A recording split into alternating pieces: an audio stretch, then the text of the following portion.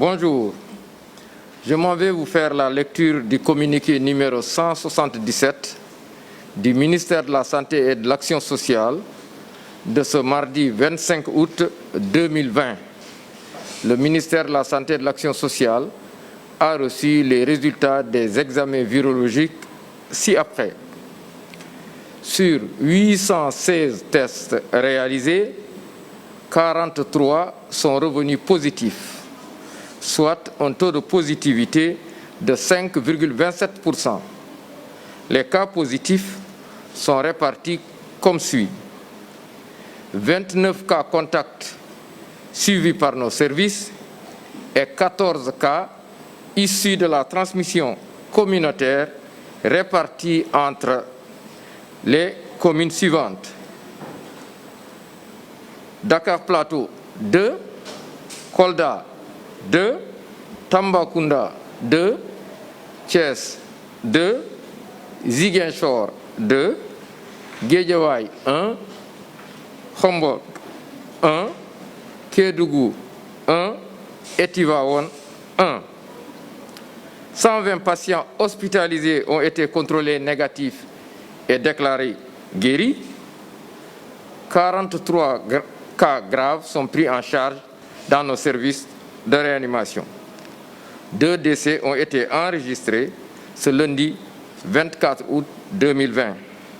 L'état des autres patients est jugé stable. À ce jour, 13 056 cas ont été déclarés positifs, dont 8 715 guéris, 274 décédés et donc 4 066 sous traitement. Le ministère de la Santé et de l'Action sociale présente ses condoléances aux familles éplorées et souhaite un prompt rétablissement aux patients encore dans nos services. Le ministère de la Santé et de l'Action sociale exhorte les populations au respect strict des mesures de prévention individuelle et collective et rappelle aux populations l'importance de porter toujours et correctement leur masque couvrant la bouche et le nez, de garder toujours vos mains propres par le lavage régulier à l'eau et au savon. Si vous pouvez également disposer de gel qui respectent les normes de fabrication, vous pouvez également les utiliser. Respecter les distances physiques et enfin éviter les rassemblements non essentiels pouvant être source de contamination. Je vous remercie de votre attention. Assalamu alaikum mbokk yi ma jottali leen communiqué bi bàyyeekoo ci ministère de la santé et de l'action sociale tey bésu talaata ñaar fukki fan ak juróom ci weeru août bi ñu nekk. Ministère de la santé et de l'action sociale jot na résultat examen virologique yi may waaj a lim ci juróom-ñetti téeméer ak fukk ak juróom-benn test yi ñu def ñeent fukk ak ñett ñoo ci positif. ci positif yooyu am nañ ci ñaar fukk ak juróom-ñeent yi ñu tuddee cas contact mooy ñi am feebar bi fekk dañoo jaxasoo woon ak ñi yore doomu jàngoro yi. am nañ ci fukk ak ñeenti cas li ñu tuddee communautaire mooy ñi nga xam ne jot nañ ci doomu jàngoro ji te xamuñu ku leen ko wàll. ñooñu nag seen lim nii la tëddee ci gox yi may waaj a lim. Dakar Plateau am na ci ñaar, Kolda am ci ñaar, Tambacounda ñaar, Thiès ñaar, Ziguinchor ñaar, Guédiawaye am ci benn, Kédougou am ci benn, Khombol am benn ak Tivaouane am ci benn. téeméer ak ñaar fukk si malade yu ñu entré woon hôpital wér nañu bés ni ki tey dinañu génn bu ci yàlla àndee. ñeent fukk ak ñett ñu nga ci réanimation. ñaari malade ñàkk seen bakkan bésu démb altine ñaar fukki fan ak ñeent ci weeru août bi ñu nekk. ñeneen ñi des hôpital ñu ngi am tan. ci bésu tey dalee ko ci kaa bu njëkk ba Sénégal wëññi na fukki junni ak ñett téeméer ak juróom fukk ak juróom benn cas positif mooy ñi jot ci doomu jàngoro ji. ci ñooñu nag juróom-ñetti junni ak juróom-ñaar téeméer ak fukk ak juróom wér nañ ci, ñaar téeméer ak juróom-ñaar fukk ak ñeent ñàkk seen bakkan, mu des ñeenti junni ak juróom-benn fukk ak juróom-benn ci hôpital yi walla ci loxo docteur yi.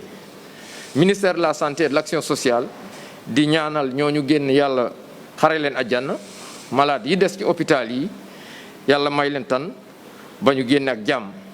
Ministère de la santé et de l'action sociale mu ngi woo askan wi ñu gën a sàmmonte ak digle yi ñuy joxe bés bu nekk, di ci fàttali toujours nit ñi yore seeni masque ci anam yiñ ko bëggee. Masque dafa war a muur bakkan ak gémmiñ. Nit ñi di raxasu saa buñ ko munee, te suñu amee ndox ak saabu doy na. ñi ci mun a am tamit gel mun nañ ko am, waaye gel yi na nekk gel yi nga xam ne defar nañ ko ci anam yu gën a rafet. nit ñi nañu respecté li ñu woowee distance yi, mooy maanaam lu mot di mètre sa diggante ak ki nga janal saa boo génnee. fexe leen tamit ndaje yi nga xam ne mun na ñàkk ñu bañ cee dem pour bañ a am doomu jàngoro ji. Ministère de la santé et de l'action sociale mu ngi leen di sant di leen gërëm, wasalaam. balaa boobu nag ma bàyyi leen ak Adja Fat Diallo mi nekk présidente bàjjenu gox pour ndenkaane bés bi. jërë ngeen jëf.